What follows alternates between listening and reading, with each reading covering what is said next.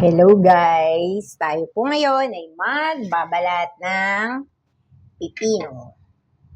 Yan, balat tayo ng pipino. Hiwain natin dahil masyadong malaki ang pipino. Kuha lang tayo ng lagayan ng balat. Kita nyo po? Yan. Magbabalat tayo ng pipino. Alam nyo po ba, yung mga pipino ngayon, dapat nagkakakain tayo niyan. Kasi po, iyan ay mayaman sa tubig para po tayo ay hydrated palagi. Para po maganda ang ating skin.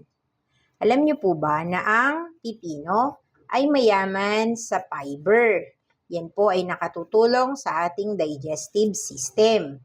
Para po hindi tayo maging constipated. Kaya po maganda na kung halimbawa, ang ulam natin ay fried. Ano po? Fried fish, fried chicken, fried pork.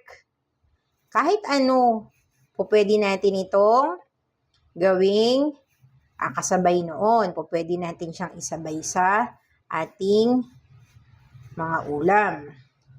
Pero alam niyo po ba, pagka halimbawa, gusto niyo namang mag-diet, pwede naman ito i-juice ninyo. Masarap naman po itong i-juice, guys. O, yan. So, gumulong yung kalahati. Yan. Hiwain na natin. Alam niyo po ba, ang kapartner lang nito, simpleng-simple lang. Yan. Mamaya makikita ninyo kung ano yung kapartner nito. Abangan niyo po, guys. Di po ba? Mabilisang dinner lang kasi tayo ngayon. So, dinner time. Dinner time, guys. Mabilisang dinner. Kasi po, pagka dinner, kailangan light-light lang din tayo, di ba? Kasi matutulog na naman tayo, eh. So, para hindi tayo mahirapan ng ating mga katawan sa pagtunaw ng ating kinain para mabilis tayong makatulog, kailangan po mga light-light lang ang ating kakainin sa gabi. At isa po dyan, guys, ay ang pipino. O, diba?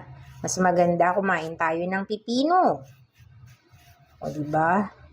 Tapos, sa loob ng 3 minuto. Yan. Ikakat na lang po natin yan. Chop-chopin na lang natin yan. So, guys, ayan na po ang ating pipino.